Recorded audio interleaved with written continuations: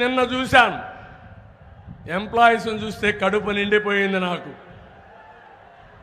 నిన్న పోస్టల్ బ్యాలెట్లు వచ్చాయి, ఈ రోజు కూడా పోస్టల్ బ్యాలెట్లు వచ్చాయి. అవినీతి డబ్బులు పంచడానికి వైఎస్ఆర్ కాంగ్రెస్ వాళ్ళు వెళ్తే చీకొట్టి వాళ్ళు ఇచ్చిన డబ్బులు తీసుకోకుండా ఒంగోలు అయితే మన క్యాంపు దగ్గరికి వచ్చి ఈ దుర్మార్గులు 5,000 ఇస్తున్నారు, మేము చీకొట్టాం, నేను 10,000 ఇస్తున్నా, మీ పార్టీకి ఖర్చు పెట్టి గెలిపించామని ఒక మహిళ చెప్పిందంటే ఏం తమ్ముళ్ళు అర్థమైందా సీను? ఉద్యోగస్తులందరూ మనకే ఓట్లేశారు, వేస్తున్నారు. గెలుపు మనదే.